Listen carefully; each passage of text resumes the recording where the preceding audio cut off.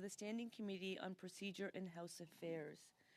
The committee is meeting today to begin its study on the report of the Federal Electoral Boundaries Commission for British Columbia.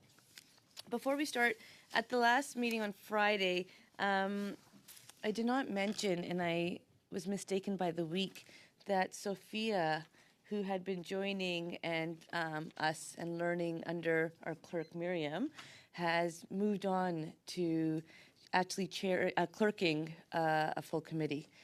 So she is flying. Miriam has successfully sent her on her way. I'm sure she'll continue watching our proceedings. I've told her that she can join us anytime, but I did want to give a shout out to Sophia on behalf of all PROC committee members. The second thing, I had circulated around an email, and just if we're looking at the timelines and the intent of our committee of ensuring that when witnesses for foreign election interference are available, that we prioritize them. We have requested all the extra time that we would like through the clerk. We don't get the okay off the bat for all of them, so it is just a moving target, and the clerk continues to work with witnesses and the House to ensure that time. But looking at translation and making sure that we can submit everything in both official languages, I am suggesting that we request, to stay within the Act and following the rules, an extension for the 4 remaining reports. And to give a date, we can suggest June 9th, which is the last day of the regular sitting time. We will not need to go all that way, so wherever we can actually get them done, we'll get them done. But in this situation, Alberta turned around really quickly. We'll be doing the draft report for Alberta on Thursday. The Quebec report, which we hope to have back by Friday, wanted sooner, may not be till early next week. So just to have the leniency and ability, the flexibility, I'll say. We will not use it if we don't have to, but just in case we do need to go back to the House to ask for that extension. Any comments or concerns, Mr. Nader? Thank you, Madam Chair, and I will be brief. We do not support the extension. Frankly, this committee wasted 24 hours by a Liberal filibuster. That would have been an equivalent of 12 meetings, 24 panels. We could have dealt with this well before today. So I just want that on the record. The reason we have to ask for an extension is because of a lengthy filibuster by the Liberal Party to prevent and then allow Katie Telford from testifying. So we don't support the extension, and I'm going to leave it there. Thank you, Madam Chair. Madame Goudreau. Madam Chair, I believe in the excellence of the work and excellence of the work of the interpreters and translation. And so if we are able to provide more time in order to be able to obtain documents that are compliant, then let's do that. Perhaps we'll be surprised and we'll get those documents earlier. We won't necessarily get them, but I think in terms of the quality of the work, it's very important to adjust accordingly. Well, thank you so much for this, Chair. I just want to also be on the record that it was disappointing to see the Liberals filibuster, but I also recognize how important it is that we continue our work on foreign interference. And at this point, if we don't ask for an extension, it means that we would be undermining that study. So I will be watching closely, but will support so that we can continue the important work that we're doing on foreign interference in our elections. Mr. Turnbull? Thanks, Madam Chair. I think this committee has operated in good faith on pursuing multiple priorities at the same time, all of which is important, and I think that it makes perfect sense.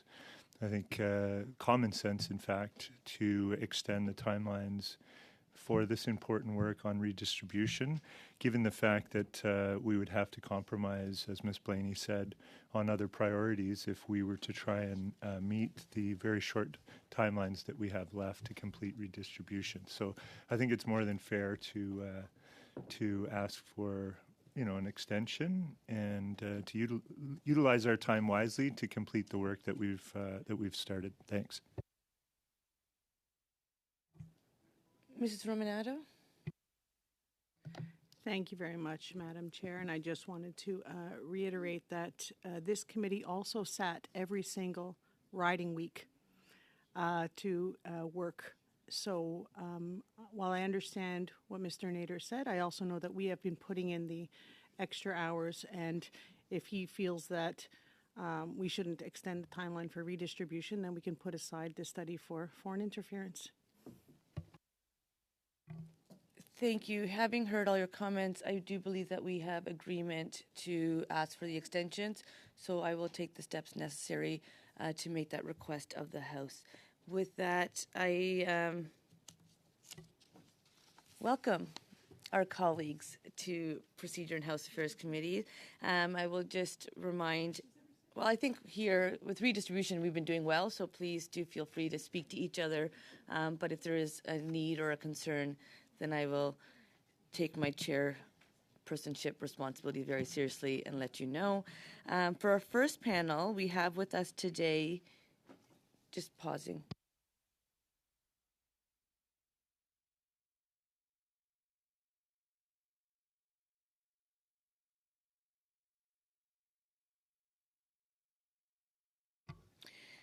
For our first panel, we will have with us today Mr. Don Davies, MP Vancouver Kingsway, Mr. Wilson Miao, MP Richmond Centre, the Honourable Dr.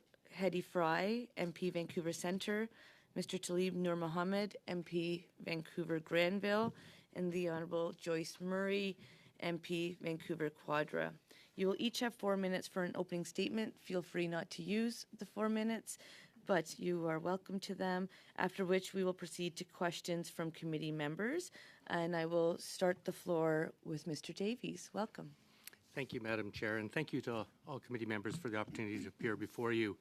At the outset, I would just like to express that I'm both supportive of and pleased by the addition of one additional seat for British Columbia, as well as the decision of the Electoral Boundaries Commission to allot that new seat in the Southern Interior. While reasonable alternatives do exist in the placement of that seat, I believe that the rationale of the Commission is strong and sound in this regard. I appear to express my concerns specifically about the proposed boundary changes as they pertain to my electoral district of Vancouver Kingsway. Specifically, I believe that it's both inappropriate and unnecessary to place the expansion of Vancouver Kingsway into the area at the southwestern corner of the riding as proposed by the British Columbia Electoral Boundaries Commission in their revised proposal. Their first proposal would have extended Vancouver Kingsway across municipal boundaries into Burnaby, and when I appeared before the Commission and raised our concerns about that, they erased that proposal and instead popped Vancouver Kingsway into a significant portion of Vancouver South. I believe I've handed out a map that I hope all of you have. I will be referring to that in a few moments. I have extra copies if you need it. During the consultation process, I submitted and personally presented a proposal to the BC Electoral Boundaries Commission that provided two different options for Vancouver Kingsway specifically, and actually for all 6 Vancouver federal ridings in general. Both outlined rational and minimally disruptive boundaries. Both resulted in very close alignment with the provincial population quotient and very close equality of residence between the ridings. Both respected historical, cultural, electoral, and social factors. We were dismayed to see the Electoral Boundaries Commission's subsequent map largely ignore our proposal. Now, I will, of course, accept whatever the final outcome of this process is and enthusiastically represent, to the best of my ability, all residents who may be added to Vancouver Kingsway. However, I must add my voice to those who are concerned that the BC Electoral Boundaries Commission so fundamentally ignored the bulk of the public feedback it received and proposed a second map that contained radically different boundaries from its initial map. By doing so, in my view, it effectively rendered public input meaningless. For the purposes of this submission, I will focus on my original first choice plan for Vancouver Kingsway, which addresses the problems with the current proposal and I think more effectively respects the legislative direction and common law principles of relative equality of voters and community of interests and identities. If you could refer yourselves to the map, rather than expanding Vancouver Kingsway south to 49th Avenue between Knight and Main Streets, I propose instead that it makes much more sense to keep the present boundary the southern boundary of my riding at 41st Avenue, and instead expand Vancouver Kingsway westward to Ontario Street from the current western boundary of Main Street. That's about 3 blocks west. Ontario Street is the formal dividing line between the east and west sides of Vancouver. It starts at 000 and municipal addresses extend numerically upward in each direction designated as west or east. Municipal lot sizes differ on either side of this line, with lots to the west generally being 40 feet or more wide and those to the east 33 feet, resulting in different property tax interests and community densities. Historically and culturally, the east and west sides mark a socioeconomic division, and many residents identify as east side or west side. I note that this area has also historically been a part of Vancouver Kingsway, whereas the proposed addition has never been. Vancouver Kingsway represented this area historically from 2004 to 2015. 41st is a major natural historical boundary, and I think confusion would ensue if we cross it. So I've attached maps which illustrate it. I hear the timing is going. I'll just conclude by saying that I believe other impacted MPs adjacent to my riding concur with this proposal, and I ask for your favorable recommendation. Thank you. Thank you, Mr. Davies. Mr. Meow? Thank you, Madam Chair, and thank you to all the PROC committee members for this opportunity today to present my opposition to the Electoral Commission reports, redistribution of the electoral boundary for the proposed riding of now named Richmond Centre, Marpole. The report's boundary for Richmond East and Steveston has maintained the Richmond municipal boundary, but to meet the population average, Marpole, Vancouver, was added to the riding of Richmond Centre. I have the support of my neighboring and affected Member of Parliament, Honourable Joyce Murray, Honourable Harjit Sajjan, Member of Parliament Talib Noor Mohammed, and also Member of Parliament Parm Bains on this proposed option for new riding boundary in the submitted objection document. This is also supported by the Mayor of Richmond, Richmond and Marpole Community Organization, and residents of Richmond and Marpole. The report points out that there is now public transit access connecting the City of Vancouver community of Marpole with the riding of Richmond Centre on the other side of the Fraser River. It assumes that by physically joining these two communities would logically allow the residents of these two distinct communities to interact naturally or feel connected as one community. This is not the reality, and the Translate usage numbers confirm that it is these suburban residents who utilize transit to commute to job in the City of Vancouver. The usage by those work in Richmond is very minimal. In the statistic of City of Richmond, specifically for the riding of Richmond Centre, the community of Marpole affirms the location situation. Richmond is a city accessible only by several bridges and a tunnel. It has the highest population percentage of new immigrants of Asian background. A large majority of them reside in the residential developments within Richmond Centre, and which accounts for more than 75% of Richmond annual population growth. In 2021 census, undertaken during the pandemic, would have a higher than average undercount rate for Richmond Centre because many residents would have been missed because they were not residing in Canada during the pandemic. Since then, many large condo development projects have been completed and occupied, and at least 2 major developments in Richmond Centre will be completed within the year or next. This rapid growth has necessitated an additional transit stop to be built. Marpole sees itself as a distinct community within the City of Vancouver. The City of Vancouver Marpole Community Plan expects a 30% growth in the next 30 years. Due to this significant growth, the City of Vancouver Parksport is replacing the existing Marpole Oak Ridge Community Centre to meet this demand. As a resident of Richmond Centre for over 25 years, I've seen firsthand how this municipal have changed and grown. And personally, I don't feel any cohesion with the communities along the Vancouver side of Fraser River, and residents of Richmond like myself feels we have our own distinct and unique own local characteristic, culture, and identities. I'm certain that the resident of Marpole feels the same way. With this distinct local challenge, Richmond organizations have been formed to meet community service need so that the residents in Richmond would not be required to leave their island community. Some examples of the organizations are Richmond Care, Richmond Gives, Richmond Center for Disability, and Richmond Multicultural Community Service Society. In the community of Marpole, also has its own local organization which serve the distinct needs of the community, such as Marpole Neighborhood House and Marpole Oak Ridge Family Place. I hope that this provide the objection material support the conclusion of Richmond Marpole and would be better served as a member of parliament who represent the respective municipal only. Richmond East, Steve I'm going to Sten- have to say thank you. No problem. Thank you. I appreciate that. We look forward to hearing more through comments and questions. Mr. Nur Mohammed. Madam Chair, was Ms. Fry not next? Oh, sorry. Okay, great. I am happy to speak. Thank you, Madam Chair and members of PROC for allowing me to have this opportunity. I wish I didn't have to be here, but I'm here largely because the last version of the map that the Commission put forward looked nothing like the initial proposal. And like Mr. Davies and like Mr. Miao, I share many of the same concerns.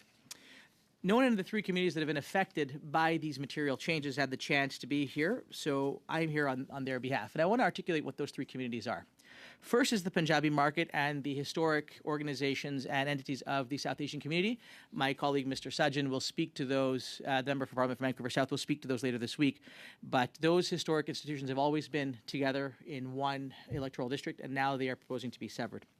The second, as you heard from Mr. Miao, Marpole, one of Vancouver's oldest neighborhoods, a historic neighborhood, adjacent and integrated with the Oak Ridge community right next door, to such an extent that organizations are called Marpole Oak Ridge Community Center, Marpole Oak Ridge Family Place, is being proposed to be severed completely from Vancouver and basically joined to a Richmond riding.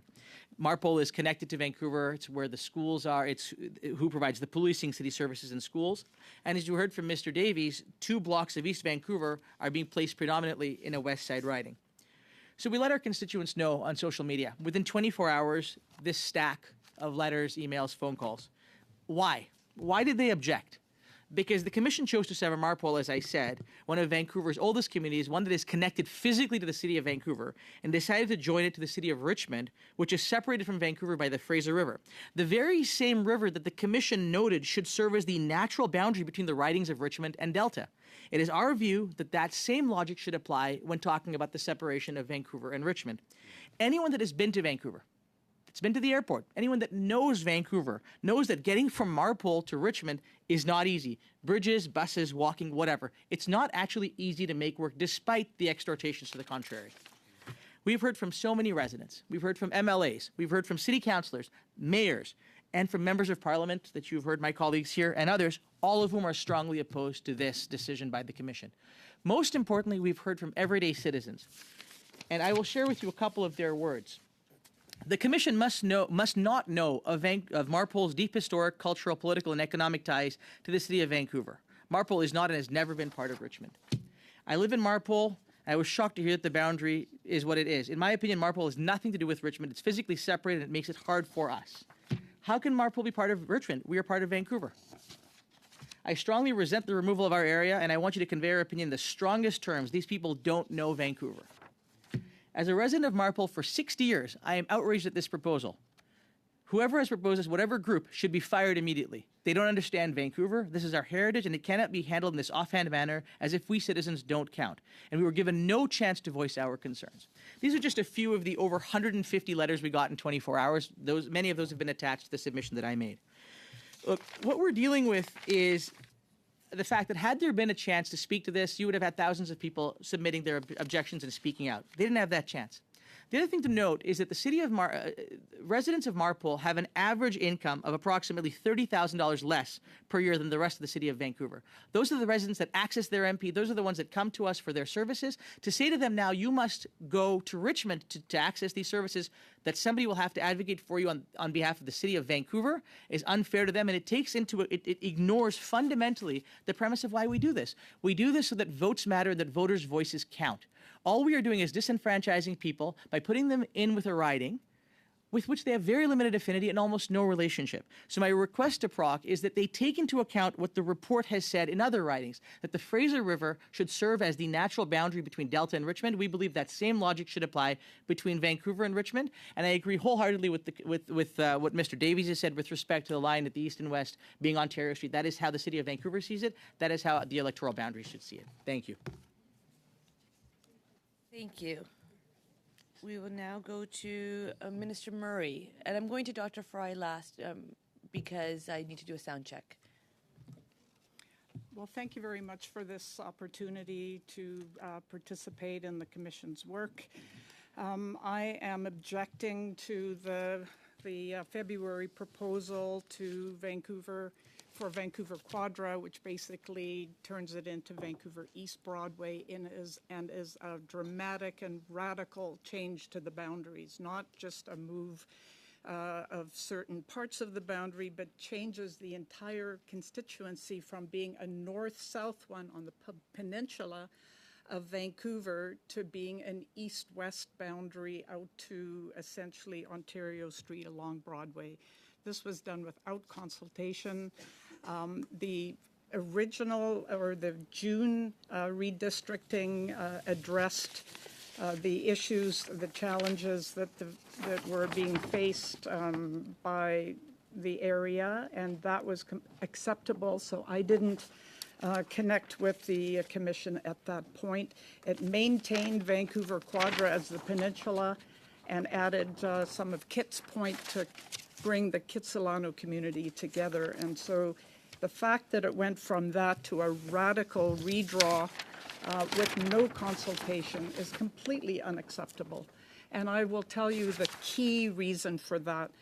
The community of the Musqueam is being fragmented into two constituencies under this proposal.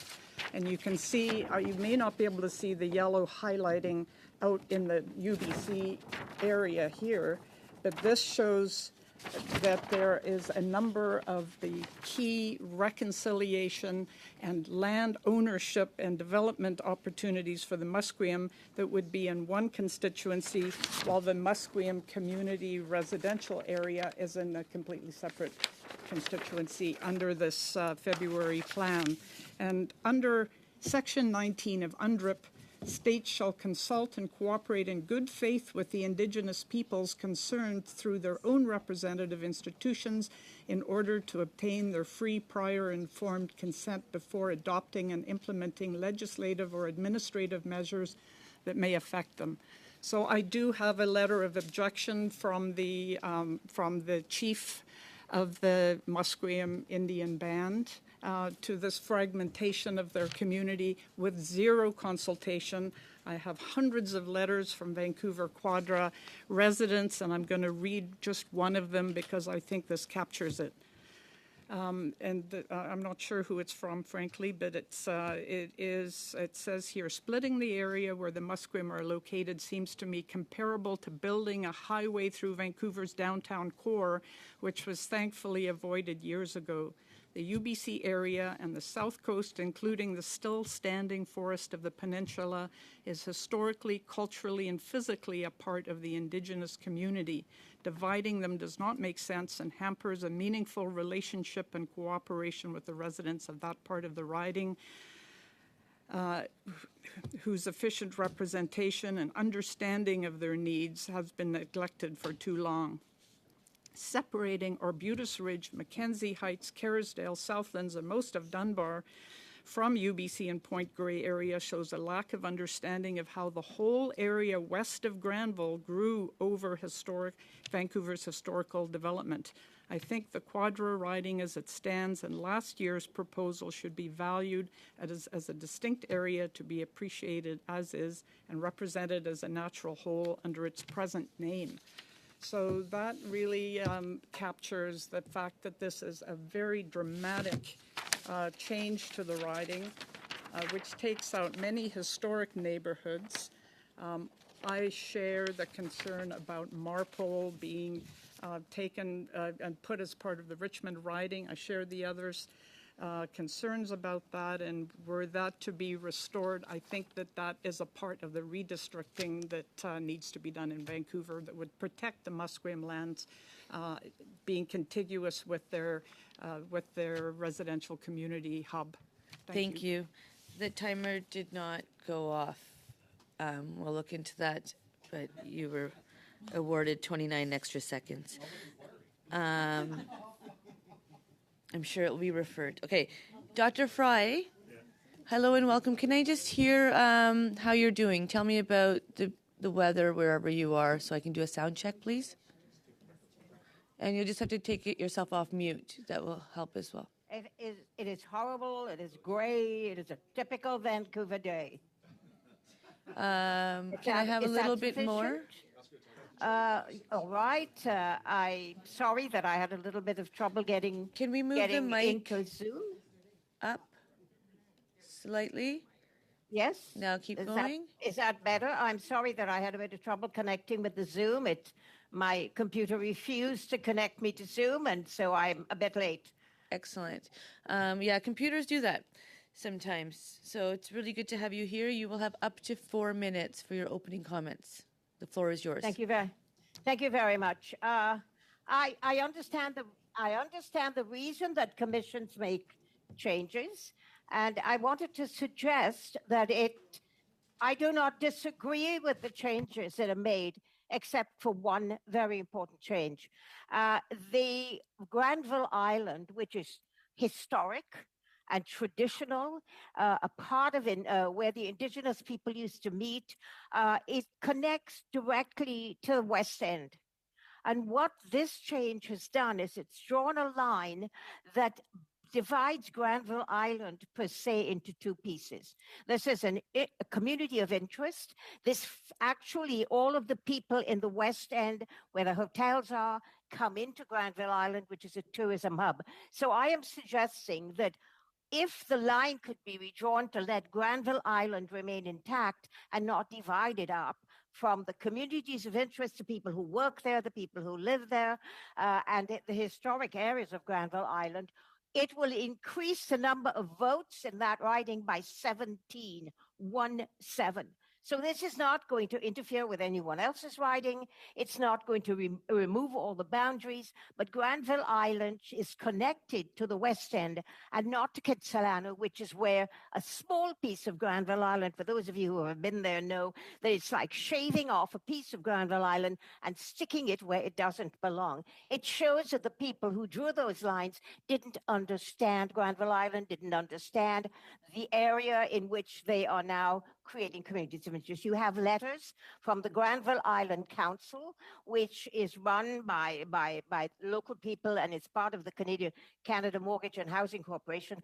They have written letters. A lot of the people in that area have objected very strongly to dividing up Granville Island, because what has happened is that Granville Island is a transport hub with the West End completely, footpaths, bridges, ways of getting through, water taxis. It is a part of the West End. And to take off this small slice of Granville Island, which makes absolutely no sense, with only 17 voters in it, is actually breaking up communities of interest, breaking up transportation hub, breaking up the economic and business component of Granville Island. And the people who run Granville Island have written a very strongly worded letter suggesting that this is the wrong thing to do because, again, of the historic Indigenous people used to meet there at all times. The Indigenous communities are very closely linked to Granville Island. So there is a whole piece of development there that must stay. And I think that it's important to note, and I'm going to repeat this many times, that it's only going to increase my voter turnout by 17 votes because of the fact that it is mostly a business, transportation, community of interest, artisans hub that was built there. It was also done and brought about, Granville Island, by the original Member of Parliament for Vancouver Centre, the Honourable Ron Basford, and the park in Granville Island is named after him. So to divide up the park and the whole community makes absolutely no sense whatsoever. Thank you, Dr. Fry. That's perfect. You have. I think you've been sent the letters, etc. Okay, thank you. Yes. anything that is provided to our committee for the purpose of all of our witnesses today will be submit to the commission. So we don't get to pick and choose what we pass forward. Everything that comes to us goes back to the commission. We report through the House. We will now start with our first round, starting with Mr. Albus.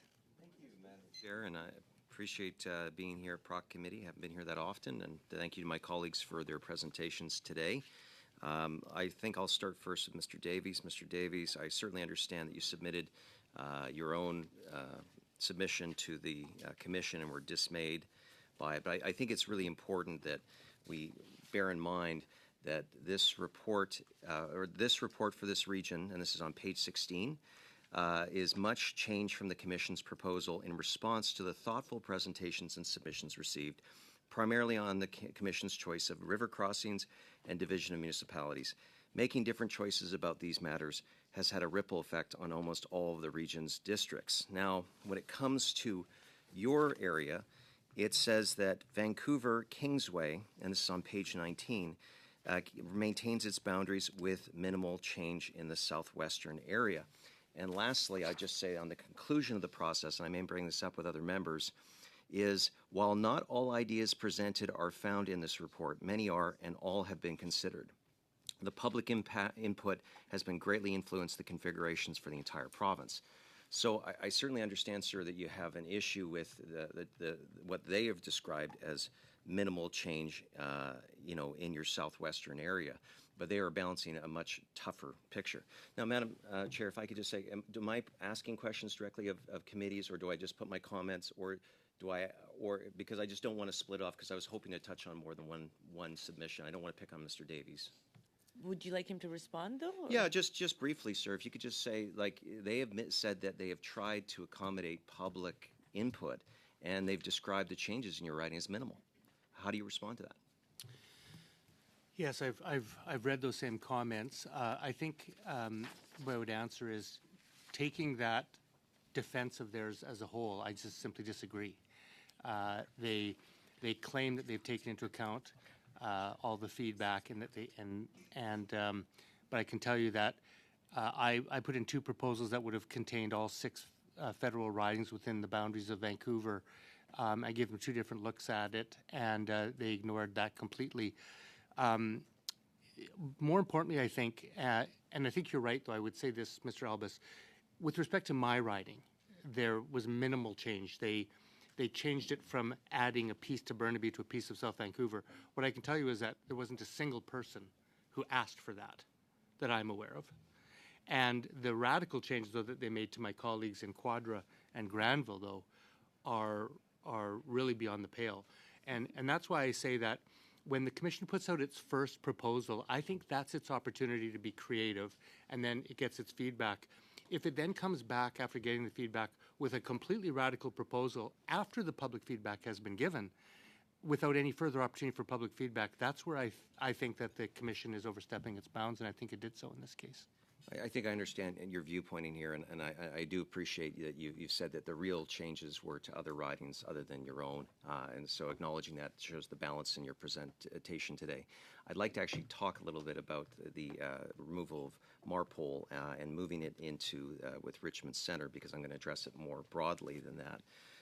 First of all, in regards to it, many residents, and this is from page 18 of the report, many residents of the municipalities touched by this previous proposal frankly and helpfully questioned it as contrary to the historical pattern and community of interest.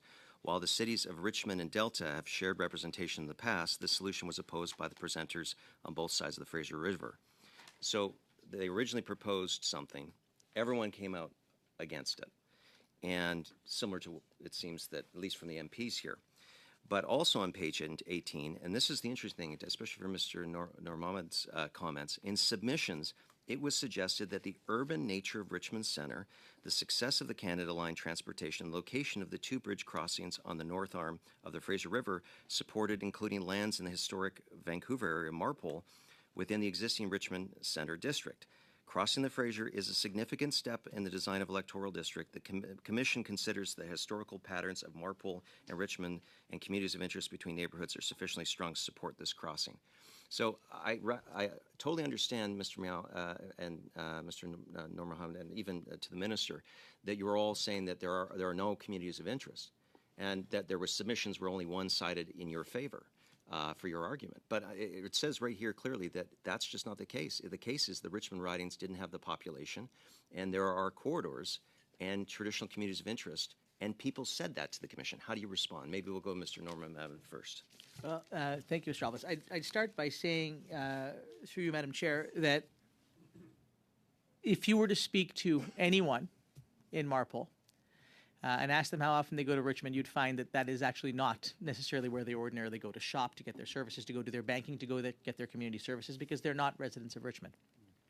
That's the first thing. The second thing is the idea that the Canada Line is the be-all and end-all of transportation between Vancouver. I would invite anyone on this committee to go situate themselves at the corner of Fremlin Street in Vancouver or at 70th and try to make their way easily to any of the historic offices of MPs, the last 5 MPs in Richmond, and see how long it takes you to get there by transportation, by car, by foot, or by bike, or by boat, or you could swim. That might even be faster. It doesn't work. And the other thing that is important to consider is that when you think about the nature of the community in Marpole, their ties to the City of Vancouver, the degree to which they are connected to what happens in Vancouver, you cannot underestimate the value that we need. You cannot undercut the value of what people in that community feel about where they actually belong. As an MP who comes from an area where West Kelowna and Kelowna are separated, where my riding is, and there is issues with transportation, there are more transportation hubs between these two areas. And second to that, the answer was I share an office with an MLA on the other side. So I do understand the arguments. I just don't agree with them. And I would just hope that the Commission takes those viewpoints, because I think there's a stronger argument to be made, because just the population, you cannot have areas of representation that are unequal. Thank you. That's not true, actually.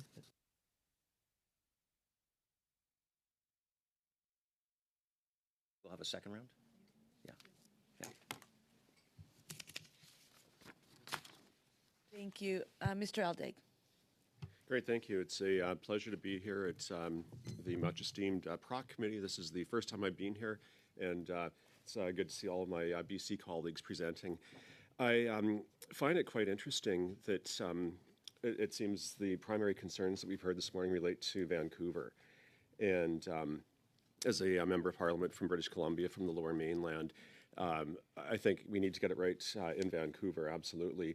I also would like to make sure that we're not pushing any things out into, say, my region as we try to get it right in Vancouver. And so I'd like to hear, I know there was a comment made from my Conservative colleague about not getting the numbers right. Richmond could be low. But I think that there are ranges within the mandate that the Electoral the Commission had related to population. I know Dr. Fry has spoken how hers would only see a difference of 17. That seems very reasonable. I'd like to know, I think Mr. Davies, you had mentioned you actually had come up with a plan for the Vancouver 6 seats, I think you mentioned. And I'm curious, maybe Mr. Davies, I'll start with you, but I'd like to hear from others about any plans that you came up with, what the population targets would be, and could we actually have the proposed boundary changes within Vancouver that would respect maybe not exactly an equal number, but within that range that the Boundary Commission is able to work with. So, Mr. Davies, if you could speak to particularly in yours, what you would see as being the population effects, but perhaps you could also talk about the larger piece that you did for Vancouver, and would the populations of the new ridings be within an acceptable range for population? Yeah, thank you, Mr. Aldag. So here are some numbers. The population of Vancouver that was used by the Electoral Boundaries Commission, I think, is largely accepted as being the population of the City of Vancouver is 682,000. That's the population. Divide that by 6, and you get the average is about 114,000. The provincial quotient is 116,000. So I showed the Electoral Boundaries Commission how you could keep all 6 seats within the municipal boundaries of Vancouver. And I just want to pause and say, this is Canada's 3rd largest city. That with some very, very logical moving of boundaries, you could actually have each seat be 114,000 or 113,000. And so, in fact, it's 114 for Vancouver Centre, 114 for East, 114 for Granville, 114 for Quadra, 113 for South, 113 for Kingsway. Virtual identical electors between the ridings and within 2,000 or 3,000 of the provincial quotient. You may know that the Act permits a deviation of up to 25%. I mean, we're talking about a fraction, a 1.5% off the provincial quotient. I also recognize that sometimes, as Mr. Alba said, sometimes you have to go across municipal boundaries. I recognize that. But that was not necessary in the case of Vancouver. And when we put those submissions in, I have no idea. The original submission had Vancouver South and Vancouver Kingsway popped over into Burnaby without any explanation. When they came back the second time, they moved Kingsway back into Vancouver. They took Vancouver South and put them even further into Burnaby, and then inexplicably took a piece of Richmond and grafted that onto Vancouver without any explanation. And just for them to say the words, well, we've listened to everybody and we've taken into account the submissions is not sufficient. And I would just conclude by saying that it seems to me that what the Boundaries Commission did is they slavishly adhered to the numerical equality of voters and did not give sufficient attention to the equally important and legislatively required criterion of community of interest. And that's, I think, what is underpinning all of our submissions today. Yeah, thank you so much for that. And I think you've hit a really good point that with what you've suggested would be within a couple of thousand. We know that Vancouver, within the metro region, we're going to see huge population growth within the coming decade. And I know that they look at where we're at this point in time. But frankly, if we're worried about losing population, I would say it's not going to happen in any of the Vancouver ridings in the coming decade. And would soon, I would think, each of those ridings would surpass the target of 116,000. I'll maybe turn it to the others at the table and get their thoughts as well on this kind of redistricting and what the impacts would be on neighboring ridings. I think maybe we'll go from left to right if there's still time. But Ms. Murray, you mentioned as well the very significant impacts on the Musqueam community. Have you looked at what your proposed boundary would be and what are you suggesting for Vancouver Quadra? The proposal in June made a lot of sense. It brought in a part of Kitsilano that had historically not been in Vancouver Quadra, so it made it connected the Kits community. So I didn't have the tools and the time to try and redraw the whole Vancouver and the adjacent areas, but my objection is about the fact that the consultation led to a proposal in June that was acceptable, and then there was no further consultation, and then there was a radical and dramatic change. And my key argument there is the community of the Musqueam, who historically have lived at the mouth of the Fraser. The chief is a fisherman, actually, and fishing is a big part of the of the community. But they are now, that community is being completely severed from the lands where they are planning to provide housing for members as their community grows, as well as their interests in things like the Reconciliation Center out at UBC would be severed from the Musqueam community. Okay, thank you. Sorry, I know. But when you see, I start demonstrating my impatience, and then I need you to respond to it by providing me back the floor, and then I don't have to do this. So I appreciate that exchange, very fruitful. The one thing I have in common with British Columbia is my initials are the same. Madame Gaudreau, maintenant la... Ms. Gaudreau, you now have the floor. And everyone has the right to speak in the language of their choice, and any time that is lost, I will give back to you. Thank you, Madam Chair. Well, first of all, quite honestly, I have never visited Vancouver Island and British Columbia, but based on what you've said, I'm looking forward to it, and I hope that one day I will have a chance, even this summer, to visit you. I also understand the various stages of the process that you've had to deal with. And some of these stages have been very difficult to understand. You've referred to this. So I'd like to give you an opportunity, Ms. Murray, to continue along your line of thoughts.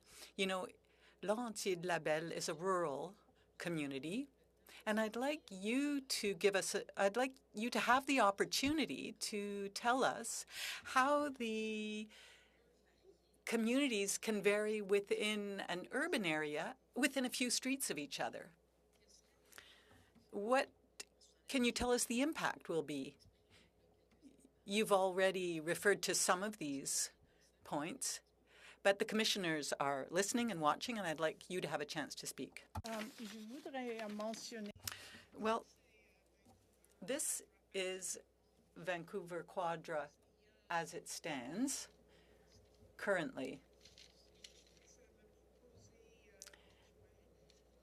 And this is what is proposed here.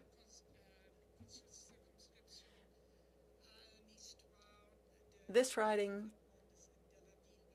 has a history. 100 years ago,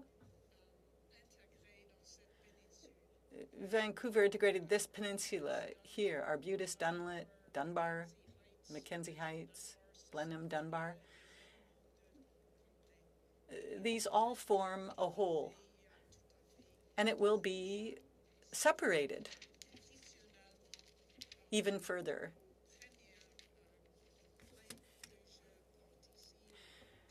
And as you can see here, these areas are being separated without any consultation. And we are now in a stage of reconciliation, and that makes this kind of severing unacceptable.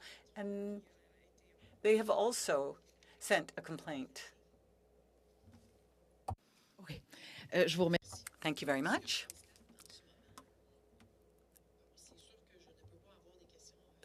Now, obviously, I can't really ask about the specifics because I'm not familiar with your ridings. However, perhaps this would be a good time to ask you this. That is to say, the criteria that are being used when areas are being severed. Realities change, circumstances change. And what I'm wondering is whether or not you think it would be appropriate if we were to take another look at these criteria. There's the quotient, but there are also communities of interest. So I'd like to know what you think about that, Mr. Normed. Thank you very much for the question. Two things. There's the process. There was a map that was presented, and then there was no opportunity to provide points of view when a new PAP was proposed again. So there was no opportunity for citizens to speak with the people who made these decisions. I think the process is a bit problematic in itself. Now, you spoke about the criteria. Keeping communities of interest together is very important, but what you also have to consider is this. There are municipal lines, and it's very difficult for an MP to represent citizens in two different cities when we're talking about cities like Vancouver and Richmond, which are completely different, with completely different city councils. They have different mayors. They have different city councils. And so it can be very problematic, not just for the citizens, but also for the MPs who now have to work with two different councils, etc. And if you look at the process itself and the criteria, I think that, yes, we do need to consider some changes. Madam Chair, it looks like we're being given some more work to do, but actually this is very important.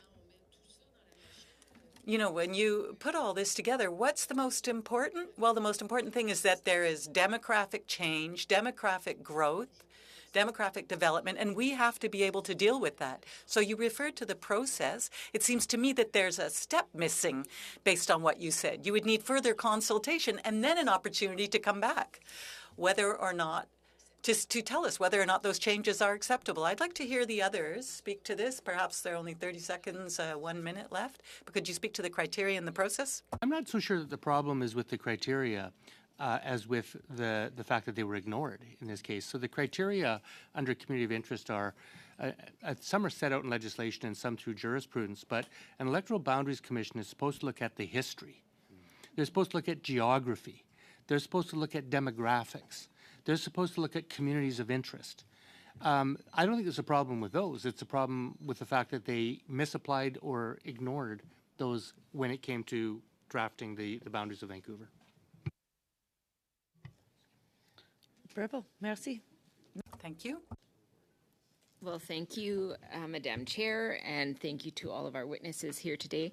I'm just going to ask a simple question and allow all of you to answer it because it is probably the last round. So if you could just clarify, what is the most concerning consequences if the current boundaries are kept in your community? And I'll start with you, Minister Murray. Well, firstly, there's no reason to dramatically redraw Vancouver Quadra because it's within the population numbers. It does have some growing development, so it will continue to grow appropriately. So it's not necessary.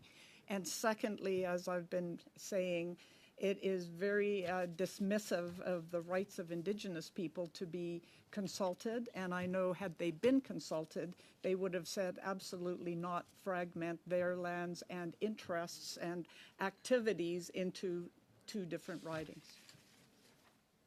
Mr. Davies. Thank you. Well, the truth is, for my riding, it's not going to be profound. I empathize with my colleagues because I do think there are profound impacts on my colleagues, not so much for me.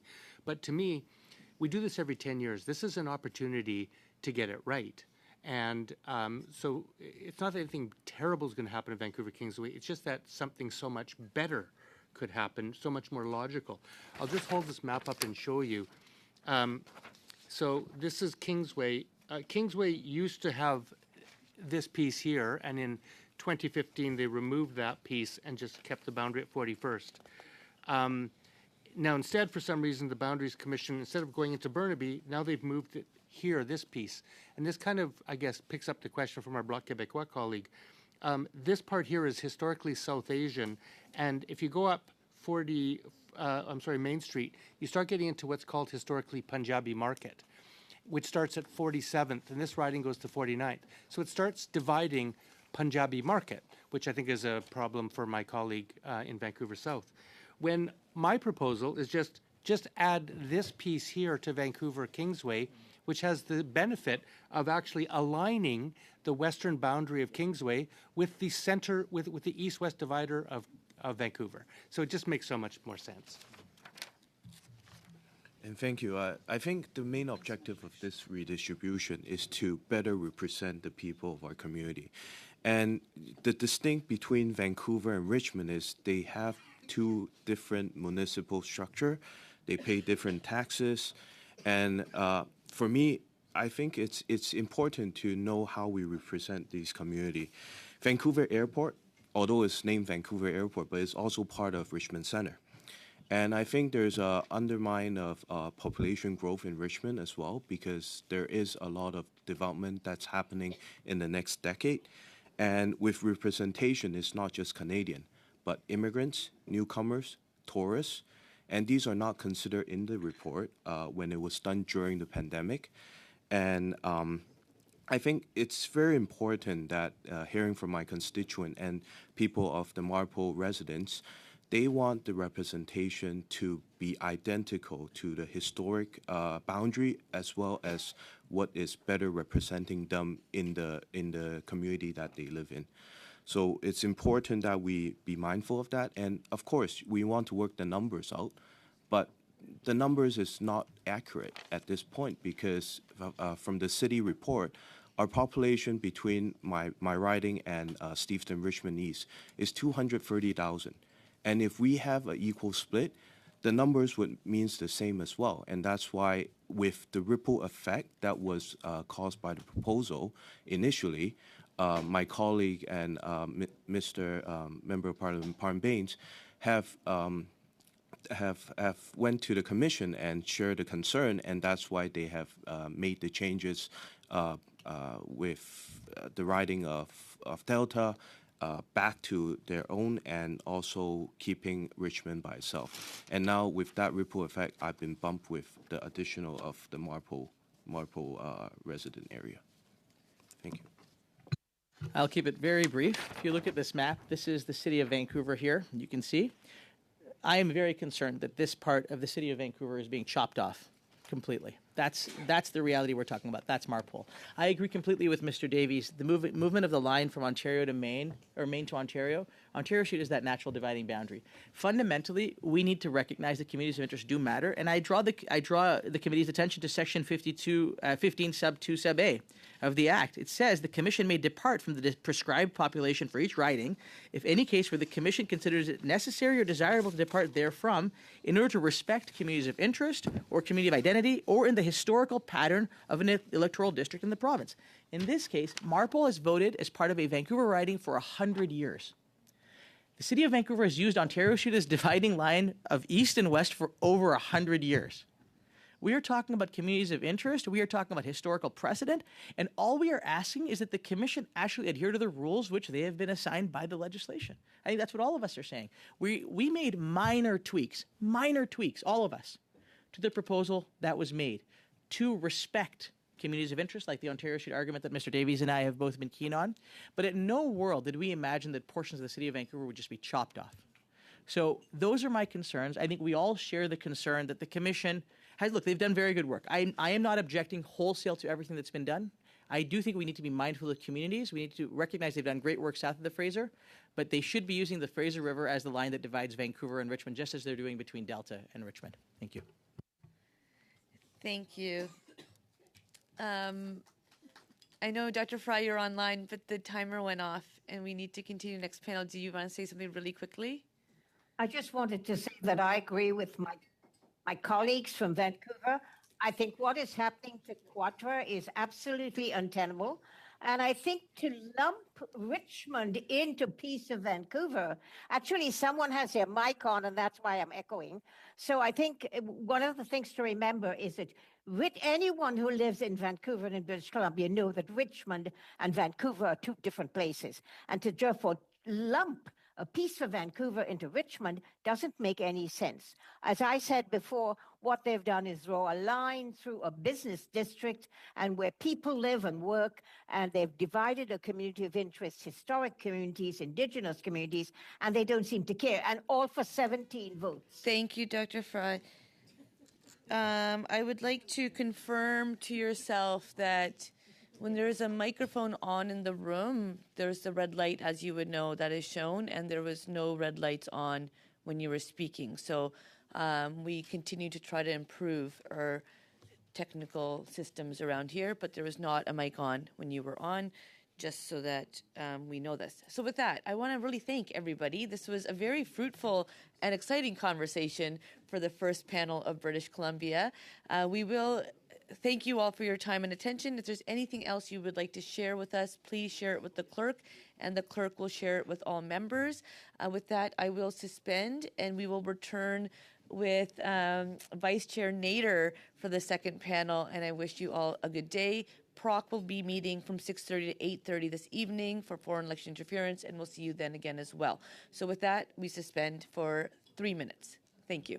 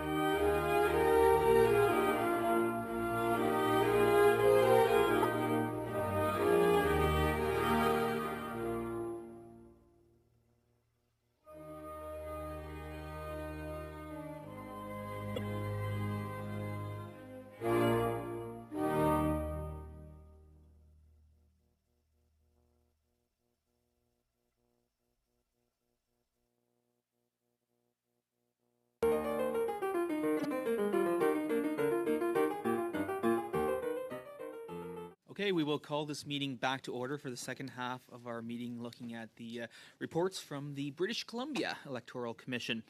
Joining us today are Taco Van Popta, Langley Aldergrove, the Honourable Carrie Lynn Finlay, South Surrey White Rock, Peter Julian, New Westminster Burnaby, and Benita Zerillo, MP for Port Moody Coquitlam.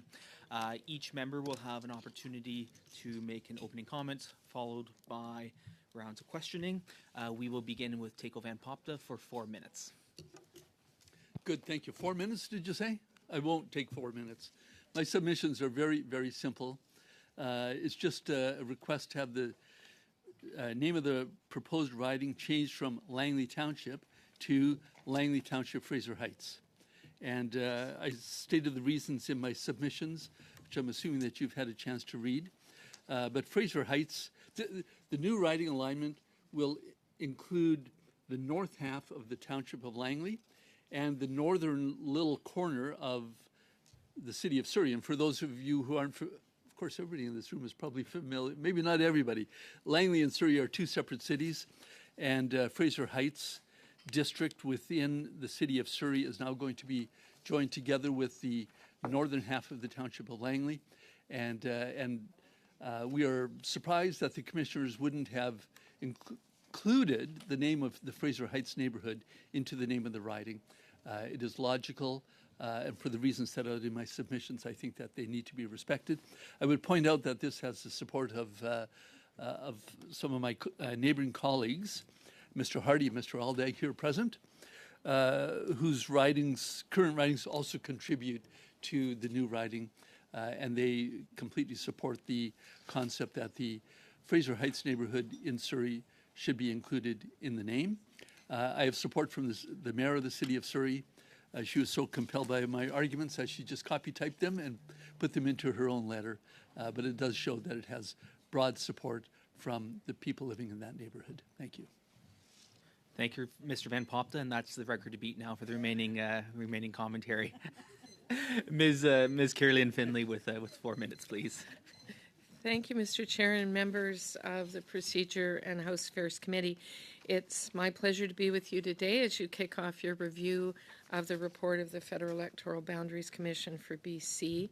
In my comments, I will provide my rationale for the objection I filed with your clerk on March 10, 2023 to the Commission's proposed boundary change that impacts the ridings of Nanaimo Ladysmith and Courtenay Alberni. The Commission's report proposes what some may think is a small change to the boundary between the two ridings, moving the municipal district of Lantzville from the southern riding of Nanaimo Ladysmith into the northern riding of Courtenay Alberni. However, according to the Mayor of Lantzville, Mark Swain, the proposal represents a significant and unwanted change for his residents. The mayor wrote a letter to the commission to outline his concerns with the proposed boundary changes, wherein he provided compelling rationale for his position that this committee should consider. He wrote, and I quote, "Lantzville relies on partnering with the city of Nanaimo for infrastructure, safety, policing, recreation, services, sewer, and water. Additionally, Lantzville residents participate in many cultural activities, major holidays and festivities in Nanaimo, and are closely connected. Lastly, we are very concerned polling stations will be moved further away from the district of Lantzville, creating a potentially inequitable situation for Lantzville voters." The mayor went on to suggest that the commission could consider changes to the southern border of Nanaimo Ladysmith to accommodate the inclusion of his population, which isn't that large, in the existing riding. Specifically, he suggested the commission could look at moving a community like Saltaire and surrounding areas into the riding of Cowichan, Malahat, Langford, as their community of interest aligns well with the city of Duncan, which, if you know the island at all, is heading south, which is firmly in that riding. The mayor sent a copy of his letter to a representative of each party in British Columbia in hopes of securing nonpartisan support for his position during this committee review. The letter was sent to the Liberal minister from Delta, the NDP member for Nanaimo Ladysmith, the Green Party leader from Saanich Gulf Islands, and myself. I was born in Ladysmith, raised in Nanaimo. I owned property in Nanaimo until about 2 years ago. I still maintain close family and community ties throughout Vancouver Island, but specifically in the area we're talking about, and was therefore honored to receive the letter from Mayor Swain and proud to act on behalf of his citizens. I recognize that the other members copied on the letter are not here joining me in filing an objection, yet it is my hope that their parties will support the Mayor's common sense, nonpartisan request. Mr. Chair, on a personal note, I'd like to thank you and the members of the committee for the important work you're doing to strengthening Canada's democracy. From redistribution to your ongoing investigations, it is my hope that your work will lead to the necessary changes that will restore public trust in our electoral process and strengthen our democratic institutions. With that, I'm quite prepared to answer, or hopefully to answer, any questions you may have. Thank you, Ms. Finley, and that was well under time as well. Mr. Julian will be next, and he has voluntarily opted to take about 2 minutes. So, Mr. Julian, the floor is yours. Now under pressure, Mr. Chair. Very good to be back at Procedure and House Affairs. Good to be back with you.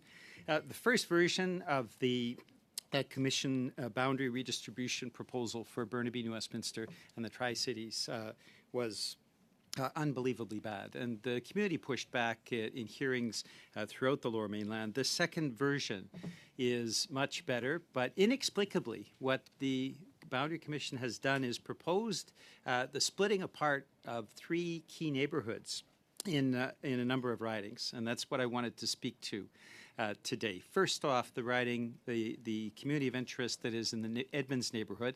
As you know, Mr. Chair, having been out to the Lower Mainland often, Edmonds is at the peak of the hill, and it is a very diverse community, over 100 languages spoken in that area. What the Boundary Commission is proposing is a split in that community of interest, and historically, Edmonds has remained together in one federal and certainly continues to be in one provincial riding. Secondly, the riding of the community of interest in the neighborhood of Millardville, I know my colleague will be addressing. This is the historic French center of British Columbia, and inexplicably the Boundary Commission is proposing wrenching it apart. That makes no sense. We had earlier a Vancouver Member of Parliament talking about having to relate to 2 cities.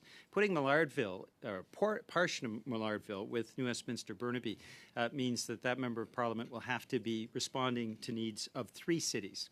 It makes no sense.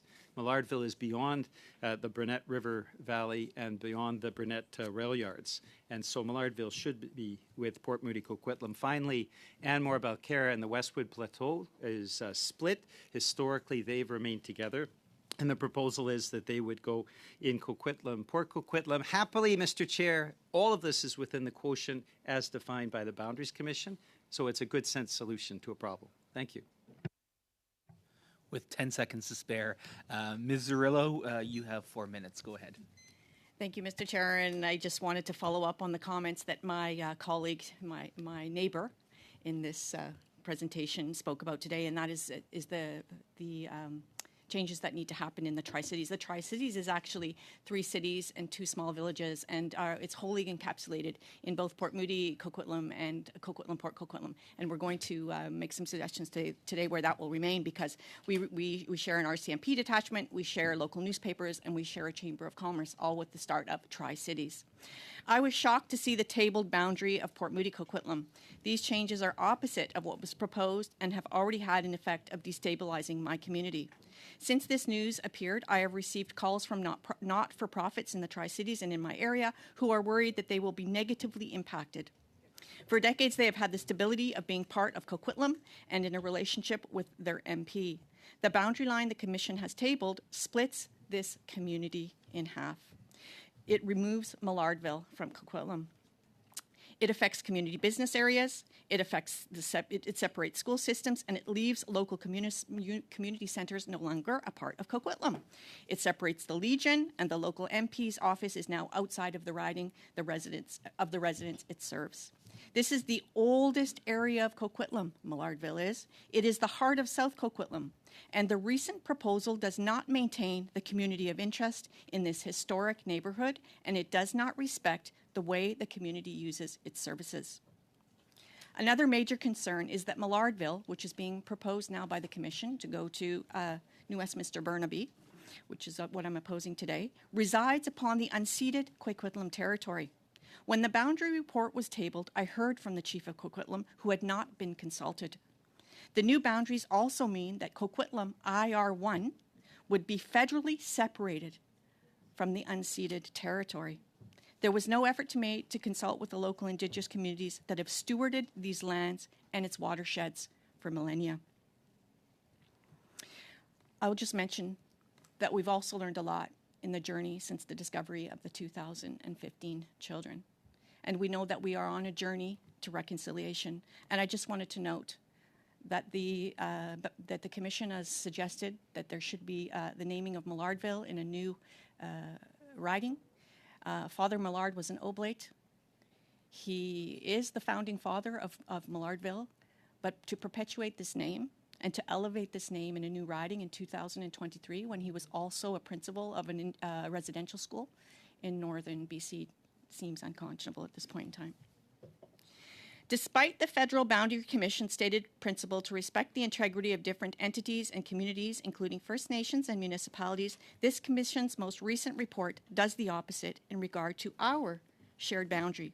On behalf of my community, I oppose the Commission change to Port Moody Coquitlam to remove the very important neighborhood of Millardville from Port Moody Coquitlam, as it does not respect the well-established municipal and First Nation boundaries nor communities of interest. Now, keeping Millardville with Port Moody Coquitlam will mean that the Commission can amend the arbitrary split of another neighborhood in Port Moody, in Coquitlam, Port Coquitlam, and that is Westwood.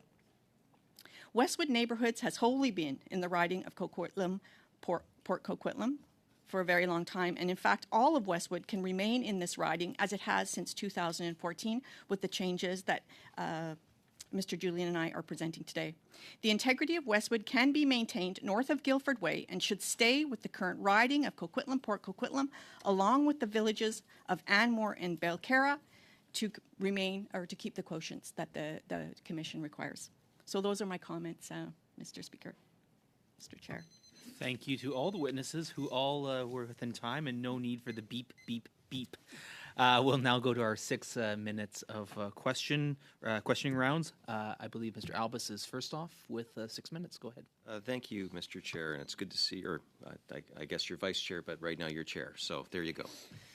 It's good to be here with it, and just want to thank our colleagues for coming to talk about their ridings. I know that there's no bigger honor as an MP than to represent an area, and so you can sure tell that people care about their areas, and even some of their traditional areas. So anyway, I'm going to start by just commenting briefly on the name changes, Mr. Chair, because there's going to be quite a few of them. And first of all, we've had discussions with Conservative members, and we feel strongly that individual members of Parliament, we should defer to them and let them to say, if we're going to change the name of this riding and we're going to put that forward, that we believe that it should be supported by this committee, as it's ultimately up to the voters to decide whether or not it's appropriate. And hopefully other members can agree with it. So to Mr. Van Popta, message received. Obviously, this is an important issue for mayors in your area and for yourself, and I congratulate you on your presentation here today.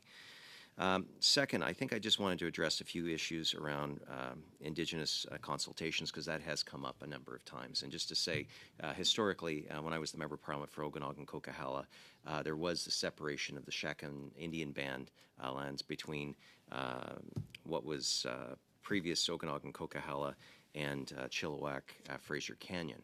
And that was something that was eventually flagged to the process, and it was eventually dealt with. And now the Shakan Indian Band is part of Mission Matsqui Fraser Canyon, and they're very happy to have one member of Parliament. So maybe that is something that potentially the government could look at. I know Minister Murray had come in and said that it was the government's responsibility. I just would point out, unfortunately she's not here to hear the comments, is that I agree with her. It is the government's responsibility. It's not necessarily the Electoral Commission's responsibility. So if there needs to be a new structural rethink, perhaps the Prime Minister might include a Minister of Democratic Reform, or at least encourage his Minister of Indigenous Reconciliation to make that one component of this, because you only get these things once every 10 years. And obviously the census, there's been some issues with First Nations reserves, so perhaps that should be looked at. When it comes to the Port Moody Coquitlam riding, it does say here on page 19 of the report, presentations and submissions urge the Commission to reconsider the number of electoral districts it had previously proposing for lands in the city of Burnaby. Presentations and submissions in neighboring municipalities also question some of the boundaries set on the proposal. In response to this public input, and I just want to stop and just editorialize for a second, there is a tremendous amount of references in this report to public input. So some members have said that there wasn't none, and I just want to say that that is not the case. But getting back to the quote, Mr. Chair, in response to this public input, the Commission now proposes to significantly redraw the electoral district boundaries affecting Burnaby and surrounding municipalities. The proposed redesign provides Burnaby with a presence in 4 electoral districts, a number reduced from the proposal. The 4 districts are one wholly within the city of Burnaby, to be called Burnaby Central. I'll just skip forward here, just to where it says the newly named Westminster Burnaby Maillardville. So my question, and maybe I'll start with MP Cirillo because this has to do with your riding. There was considerable concern raised on the first draft proposal. They went in and appears to have made drastic changes. But again, as one thing that's been pointed out again and again and again, first of all, there was uneven population growth. Second, it also says that they tried to fix everything by the feedback they heard, but just because things didn't end up the way that some people might want, it was certainly, though, listened, and they tried sketching it out.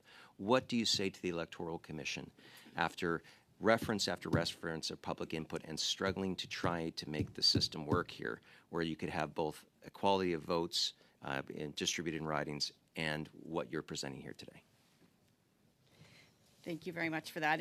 And I'll start by saying that MP Julian and I have a solution for them. Because when this was presented, if I talk about Port Moody Coquitlam, the Commission did not present that Port Moody Coquitlam would lose any of southern Coquitlam. Even the municipality itself splits Coquitlam into north and south, and there was no proposal that South Coquitlam was going to be affected in any way in regards to any changes. And my neighbor in Port Coquitlam, they were affected. There was going to be changes south of the river, the Fraser River, and that happened too in the 2012 changes as well. And what's happened to Port Moody Coquitlam is because of what happened out in the east side, in the east ridings. So that's what happened, is that our community, Port Moody Coquitlam, was not consulted with these changes at all. It was news to the chief, it was news to me, it was news to the mayors, it was news to the MLAs, it was news. And unfortunately, what they've done is they've taken the heart of Coquitlam out, and they haven't consulted with Indigenous nations, and that's totally unacceptable. I'm not going to state on that, but I will say in the area of the Okanagan, for example, the Penticton Indian Band actually made representation to the Commission, and they were heard. So this is a difficult situation, and I think by reading the report, it's balancing those two things together. So I appreciate your submission here today. Just going to MP Finlay, if you could, again, one of the challenges is the where the boundaries should be struck. Could you maybe reemphasize what the importance is of the northern boundaries being maintained in their current form, and what you propose elsewise? Well, So we are at time, but I'll give Ms. Finlay a short time to make a response. I think Mr. Julian wanted to make a quick response too. So short responses from each. Well, Vancouver Island, no surprise, is very north-south oriented, but Lantzville being on the northern border, Lantzville used to just be considered a subdivision of Nanaimo. It's been part of it forever. And as the mayor pointed out, they rely on Nanaimo for infrastructure, safety, policing, recreation, services, sewer, water, cultural activities. It makes a lot more sense to carve out, and we're not talking about a big amount, but a little bit out of the south end, which orients itself far more to Duncan. Duncan being the next bigger city on the island. And that's just the way it's been, frankly, I do have to cut you off, Ms. Finley, Okay. but Mr. Julian, a brief response. Well, I think Mr. Albus is correct that the Commission responded to the pretty inappropriate initial proposal, the pizza pie in Burnaby with 6 different ridings, New Westminster, Surrey, North Fraser, South Fraser. There's strong public reaction. But this putting Millardville, carving it out of Port Moody, Coquitlam, and putting it with New Westminster, Burnaby never came up. They never proposed it. It was never discussed. It came out of nowhere. Happily, though, what we're proposing within the quotient that has been set by the Boundary Commission themselves is a reuniting of the communities of interest of Edmonds neighborhood, of Millardville with Coquitlam, and the Westwood Plateau with Anmore and Belcarra. So we're proposing a solution that meets the quota requirements and ensures the community of interest of all 3 of those neighborhoods. We'll now go to Mr. Aldag for 6 minutes with some flexibility at the end. Thank you, Mr. Chair. Good morning, colleagues. I'm going to start with just a couple of statements related to name changes and then go to some questions, if there's time, on populations and impacts on surrounding districts through the proposals that you're making today. But I wanted to start with Mr. Van Popta, neighbor of my riding, as well as Ms. Finley. And the name change that you put forward, I fully support. As you noted, Langley Township now has part of Surrey in it, and it would be a complete misrepresentation to not have that reflected. So just for the record, I fully support what you've indicated for the proposed name change. I would also point out to the committee that I opted to not do an in-person presentation. I put forward a name change as well, and so I would hope that you would have a chance at looking at that and considering a name change, which is fairly benign, but just wanted to get a little plug in there for Cloverdale Langley City, perhaps Sullivan Heights as the new riding for mine. Ms. Finley, Ms. Zarello, I was intrigued with your comment about the name for the New Westminster, Burnaby, Millardville, and the very interesting history that you pointed out in the spirit of reconciliation. Any thoughts on what that new? I guess if the community is actually kept intact, then it may not need to be represented in the name. Is that what you'd be saying? So, would you be suggesting that the New Westminster Burnaby riding would simply be New Westminster Burnaby? Or either one of you, either Mr. Julian or Ms. Zarello, if you'd like to just give us some context for how we could get rid of the reference to Well, New Westminster Burnaby would be the name because Millardville, what we're proposing is Millardville be intact in Port Moody, Coquitlam. Right, okay. And again, regarding the quotas, the quotients, that the Edmonds neighborhood that has been divided be restored as a community of interest as well. And all 3 of those changes, including Westwood Plateau with Anmore and Belcarra, are the historical communities of interest that have always existed in Burnaby, New Westminster, and the Tri-Cities, and it's within the quotient. So what we are hoping for is a consensus through PROC that would recommend to the Commission to take those common sense steps to ensure that communities of interest are kept together. Okay, thank you. And then the final piece that I'll go to is on the numbers. And if maybe the 3 of you who are looking at some tweaks to boundaries could just speak to giving reassurance that the proposed boundaries you'd be looking at would be within that quotient. And so, Ms. Finley, maybe I'll start with you, and then if there's time, go Mr. Julian and Ms. Zarello, because I think that the Commission did good on a lot of things, but maybe use that number as the primary thing to fixate on, and I think that there's some room. So if you could just speak to the numbers and what you would see in your redistribution proposal. Thank you. Yes, in other words, basically equivalent. What we're saying is they're putting a little piece in the north, putting it with the northern riding, where what should have been done is that small piece in the south should have been pushed into the southern part. And really it totally has to do with, it's a common sense approach. If you're doing everything with one municipality and you've always been a part of that municipality, it makes no sense to then push that community up north into being part of a riding that it it doesn't work with in the same way. They're not integrated as they are now. Lantzville with Nanaimo is absolutely integrated. In the southern portion, which we're suggesting can take the place of that and go with the more southern riding, they're already, again, doing that. That's how it works there. And so we're talking about rough equivalents in order to make it fit. Thanks. And then maybe I haven't heard the buzzer, so maybe if either of Mr. Julian and Mr. Rillo could speak to the numbers in your area. Well, the BC riding quotients go from Kelowna to Victoria, 105 to 125,000. What we're proposing is within that quotient and allows for the communities of interest in all three ridings: New Westminster, Burnaby, Port Moody, Coquitlam, and Coquitlam, Port Coquitlam. Oh, okay. Then I'm interested on if you're aware of any other discussions. We've heard this morning from Ms. Murray was mentioned about the inadequate or lack of Indigenous consultation. I think, Ms. Zarrell, you spoke to that. Are there any other areas that you're aware of, other First Nations communities or territories that you've heard that may not have been represented as well or through consultation? I'm just wondering if this has come up in any discussions that you've had in your areas.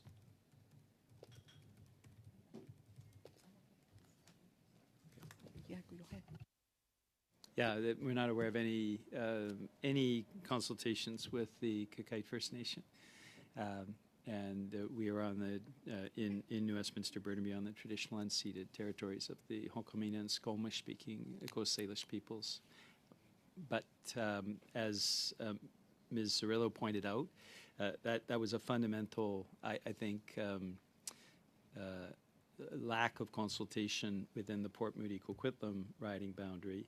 I think it's fair to say that ensuring that Millardville stays with Port Moody Coquitlam helps to satisfy that lack of consultation by restoring the community of interest.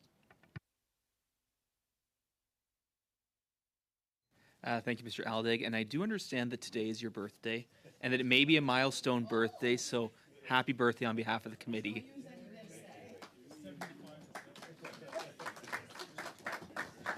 Mr. Fergus said 75 has never looked better, but I'm not sure that's quite there. But Madame Goudreau, vous avez la parole. Ms. Goudreau, you now have the floor for 6 minutes, more or less. Thank you very much, Chair. You're doing excellent work today. A colleague sat in my place earlier and summed up what he heard while he was here. So I'd just like to say that, as you said, it's important to know what will happen in 10 years if actually the allocation is already quite high. So how do you foresee growth and movement, demographic growth and movement? And do you think we should be taking another look at criteria? Mr. Julian, then Ms. Finlay. Thank you. Unfortunately, potential increases can't be taken into account. So we need to look at the population as it stands. Millardville is really the Francophone cradle of British Columbia, as you know. There are many Francophone institutions there. And if you chop up Millardville and send one to New Westminster, Burnaby, and the other part to Port Moody, Coquitlam, well, it just simply makes no sense. The original proposal was like putting sort of like putting Laval with Longueuil. It doesn't make any sense. There was strong public reaction to the second version, and the second version divides up neighborhoods. So that's why in all three cases, we are proposing that these community of interest be joined back together again. So Edmonds can stay together, Millardville can stay with Port Coquitlam, and then Westwood would also remain with its neighbors. Thank you. Merci. In the last, let's say, 10 years, that's the time frames we're working with, all of the development in Nanaimo has gone north, not south.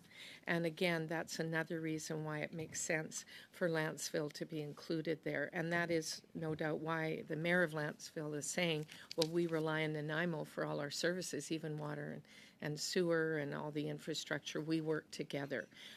That's just the way the growth has been. It has not been south, it's been north. Ladysmith is south of Nanaimo, and so it makes sense to incorporate that, a smaller community, and draw the line there. But it does not make sense to put Lantzville up into a further north riding, in my view. Je vous remercie. Thank you very much, and that makes me think of something else. Earlier on, I listened to the other MPs, and I asked them if we should perhaps be taking another look at the criteria and the whole process, actually. And their response was that there are criteria, but they're wondering if whether or not they are actually being taken into account and which criteria have precedence over others or are taking precedence over others. So do you think anything should be changed when we want to keep communities of interest together, but where there are also demographic issues at play? And the same thing is happening in Quebec. I'd like to hear what you think about that. Well, I can kick off. First of all, Madam Zarrillo and I are not talking about increases in population. What we're saying is that we can preserve communities of interest. And Ms. Gaudreau, this is where I think I'm concerned about the process. We have a commission that sort of draws up a first sketch, whether that be in Quebec or British Columbia. And sometimes dramatic changes are made.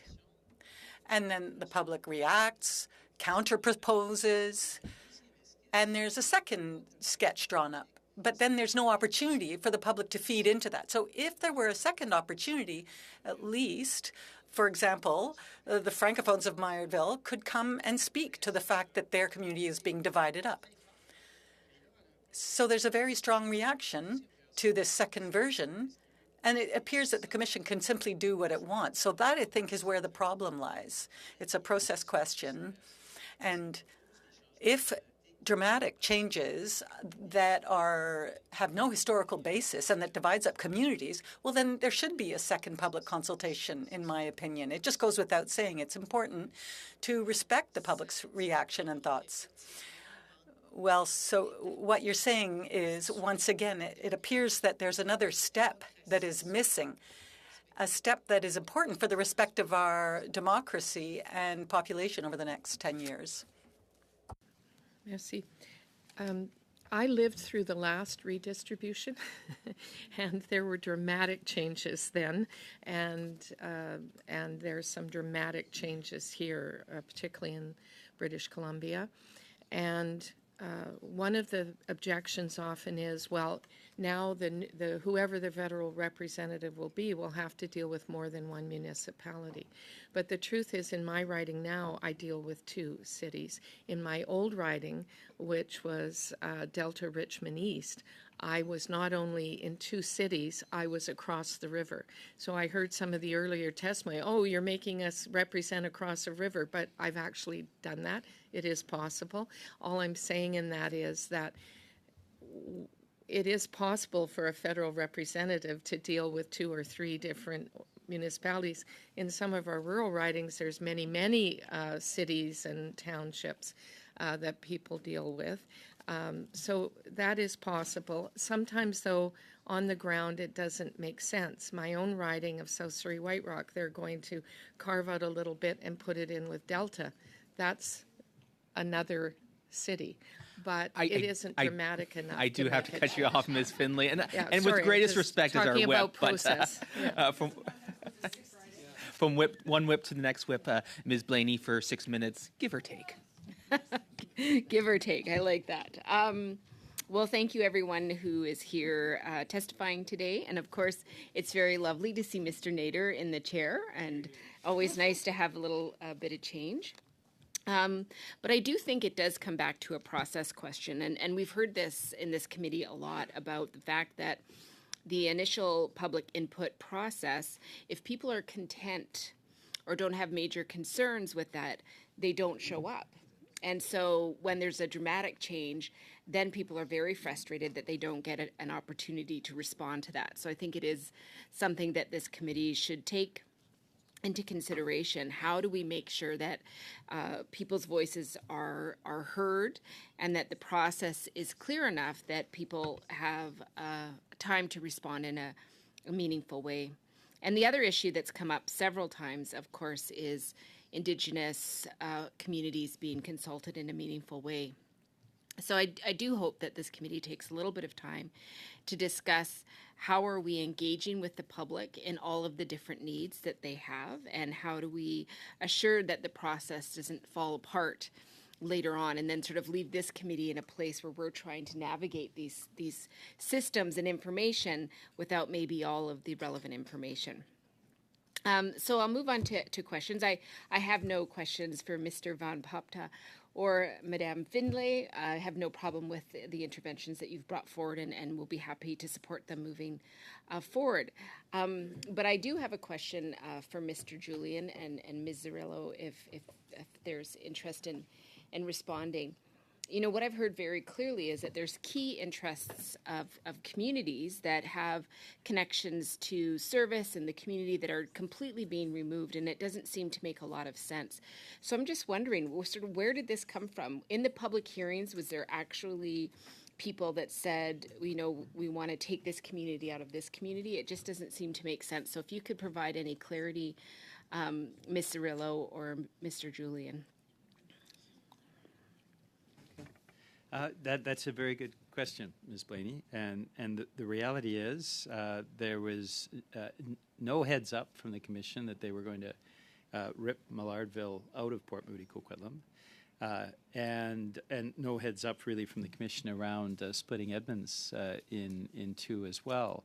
And so this gets back to the point of the second version, the second often proposing wholly new solutions without having had the public feedback. And perhaps that's something that Procedure and House Affairs can look at as well.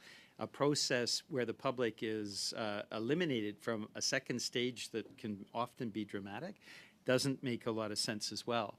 And so the ramifications of the second proposal is in Edmonds, which is a community that is has a great deal of cohesion. One neighbor will have a different MP from another neighbor. In Millardville, it's the same thing. Millardville historically has been part of Port Moody Coquitlam. All of a sudden, they would be having to go to New Westminster to get the supports from their member of parliament that they have the right to obtain. So it is a dramatic shift in the second draft. It doesn't make sense. Millardville, for everybody who's been in the Lower Mainland, to get from my riding to Millardville, you'd have to cross a stream, a rail yard, the freeway to get to Millardville. That does not make any sense at all. There's only one input length, one street that actually goes between what is being carved out of Port Moody Coquitlam in this proposal and put in with New Westminster Burnaby. So it wasn't a thoughtful suggestion from the Commission. And there isn't a justification for it because it doesn't meet the quotients. The quotient can be met by ensuring that Edmonds, Millardville, and Westwood Plateau and Anmore-Becerra stay in the ridings that they have historically been part of. So that meets the quotient. I don't understand the justification for this second version, and it certainly was not subject to any public feedback whatsoever.